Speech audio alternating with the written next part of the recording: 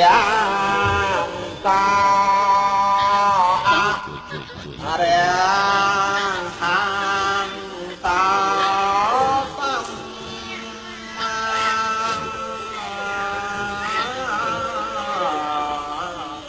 សំពតខានសា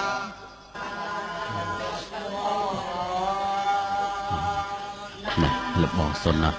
កាត់ចិត្តខ្លះទៅនុតអើយនុតមិនគួរអាយុខ្លីអញ្ចឹងសោះទុំព្រលឹងនេះជាសម្បត្តិធ្វើដំណើររបស់នាងហើយចូលនាងកាន់ឲ្យជាប់ដើម្បីធ្វើដំណើរចូលទៅថ្វាយបង្គំព្រះចលមនីចេតិយ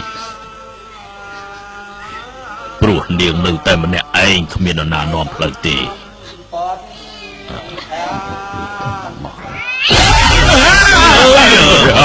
ไม่ទេស្មាត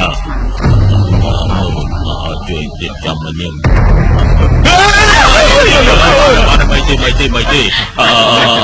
ជួយសង្កត់នាងចុះមកជួយសង្កត់នាងចុះមកចាំទៅសៃវាទាញទេមើលទៅ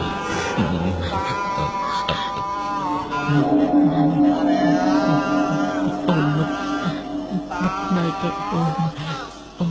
អូននឹក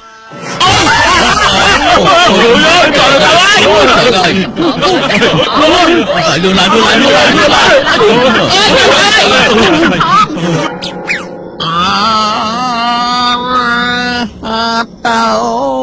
សម្មាតោទៅអើយសនើហើយ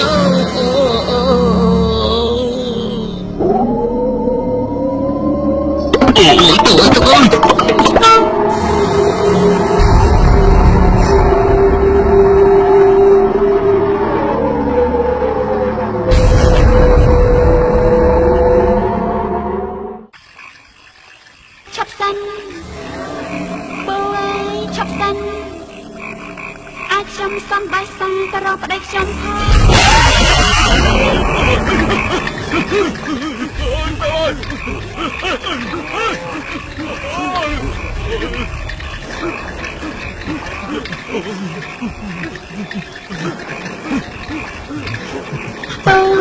កំបោលេងពេក